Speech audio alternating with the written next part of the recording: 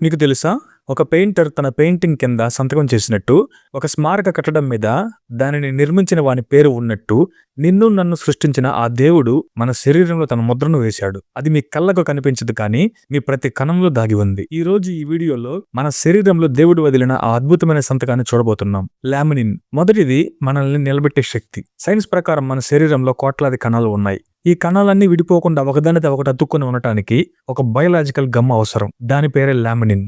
మీరు స్క్రీన్ మీద చూస్తున్నట్టుగా ఈ అణువు ఆకారం ఖచ్చితంగా ఒక సిలువలా ఉంటుంది. బైబిల్ గ్రంథంలో కొలస్సీలకు రాసిన పత్రిక 1వ అధ్యాయం 17వ వచనంలో ఒక మాట రాయబడి ఉంది.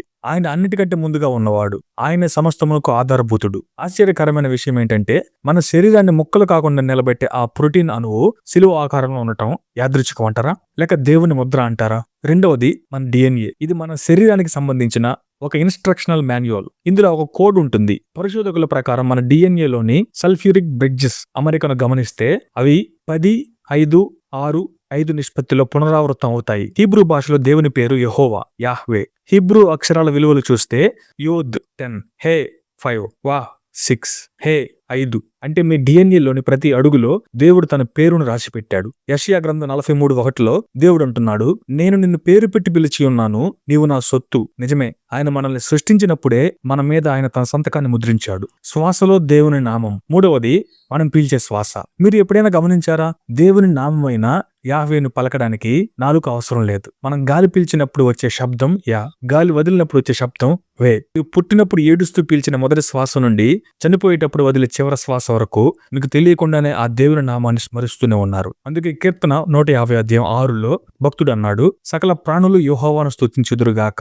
మనం బ్రతికి ఉన్నామంటేనే అర్థం మన శ్వాస ఆయన నామాన్ని ప్రకటిస్తుందని. మీరే దేవుని ఆలయం. కీర్తనలు 139:14లో దావీదు మహారాజు అంటాడు, నీవు నన్ను కలుగు చేసిన విధానం చూడగా భయమును ఆశ్చర్యమును నాకు కలుగుచున్నవి. మన శరీరం కేవలం మాంసం రక్తంతో కూడినది కాదు. 1 కొరింథీ 6:19 చెబుతున్నట్టుగా అది పరిశుద్ధాత్మ నివసించే ఆలయం. ఒక ఆలయం మీద దేవుని గుర్తు ఎలా ఉంటుందో మీ లోపల లామినిన్ రూపంలో, డిఎన్ఏ రూపంలో, శ్వాస రూపంలో దేవుని ముద్ర ఉంది. అందుకే మీ శరీరాన్ని మీరు గౌరవించండి, వ్యసనాలకు దూరంగా ఉండండి. ప్రియ సహోదరి సహోదరులారా, మనం ఏదో యాదృచ్ఛికంగా పుట్టిన వాళ్ళం కాదు. ఒక మాస్టర్ డిజైనర్ తన చేతులతో చెక్కిన అద్భుతాలం.